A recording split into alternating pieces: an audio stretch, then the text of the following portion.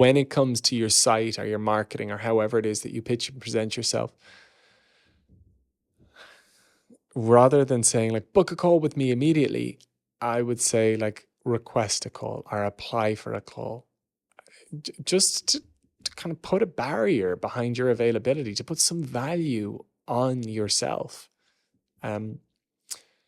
When it comes to your form, ask some important questions, some questions that are going to give you an indication of whether it is that they're right for you or wrong.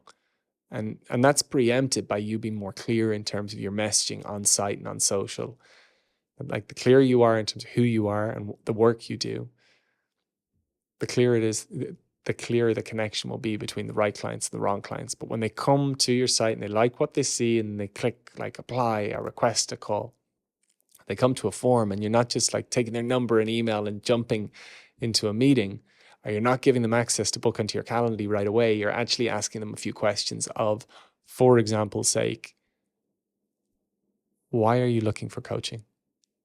Could you describe where it is that you find yourself in life right now? What would success look like if we were to work together? How did you find me is a really important one, because if somebody came from a referral, they have a much greater insight of your work, versus if they just randomly searched and came to your site. But those questions will help you gauge whether a person is for you or not. So like, let's break that down. If somebody is coming from a referral, they know your work, they probably have an idea of your pricing and everything like that. They're a really likely good fit.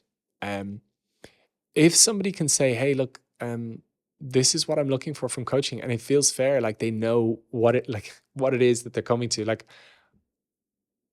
I work with entrepreneurs as a life coach, but every so often somebody comes to me and because they typed coach in and because they really didn't look at my site, they're like, hey, Jamie, I'm looking to build overall fitness and I really want a six pack and I'd love to feel beautiful in my body. I'm like, okay, good for you.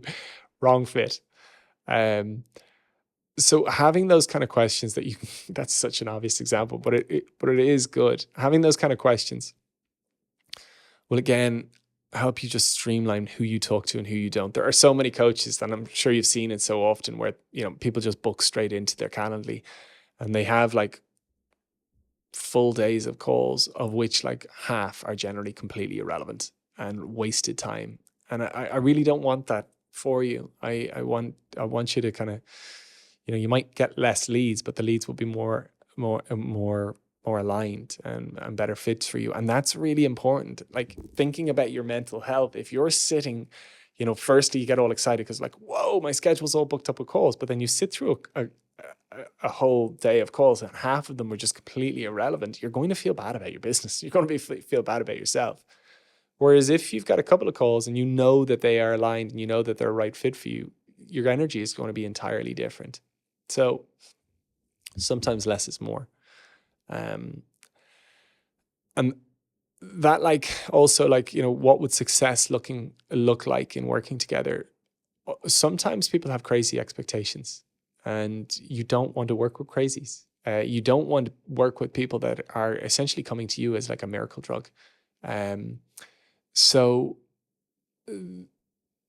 having a couple of questions, not too many, like you don't want it to be laborsome in terms of applying for a call. If it takes like a minute or two to reach out to you, brilliant. That filtering process is really helpful.